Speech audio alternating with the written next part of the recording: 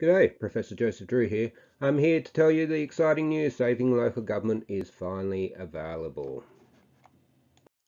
So you can get it from Springer Link. Springer's always my publisher, excellent publishers for academics.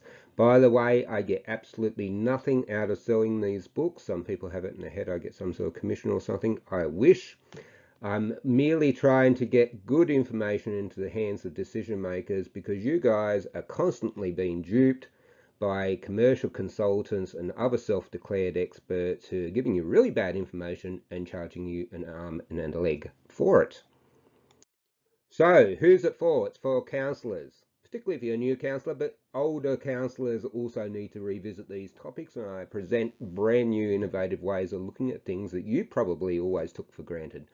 Executives, if you're a GM, deputy GM, a director, you need this book.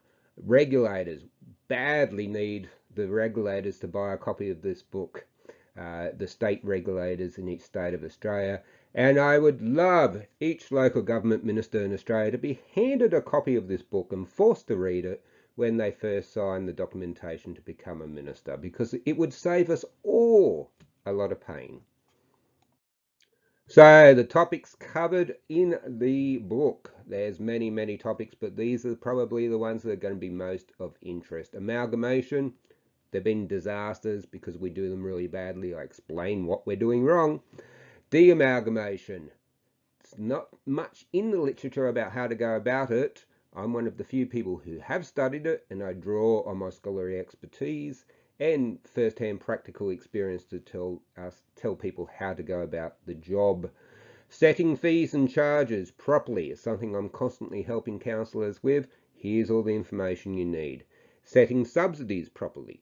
Subsidies for merit goods. This is how to do it. And I actually give you prescriptions, step-by-step instructions of what to do to go about to get this done right. Now, if you don't set subsidies, fees and charges correctly, what ends up happening is a number of things. First, you create fiscal illusion. There's a video on that. Go and watch it.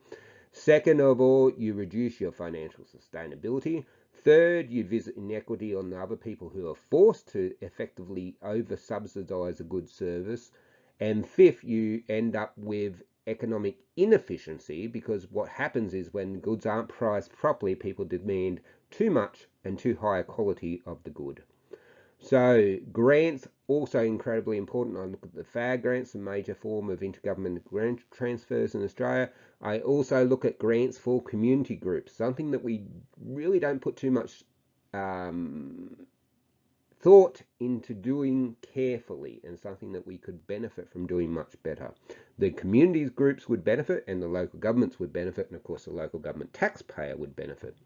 Setting taxes, setting rates appropriately, having the right categories and what to do about subcategories, what to do about minimum rates and base rates, and all those decisions you should be looking at during your political term.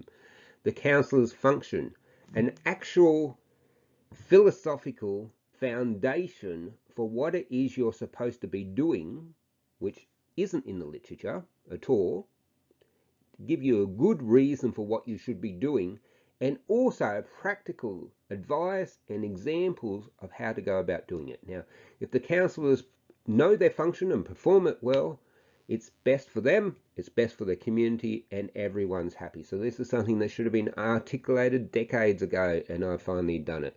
And lastly, and sadly, what to do when everything goes pear-shaped, because it's happening more and more, and I'm constantly being called to advise councils on these issues.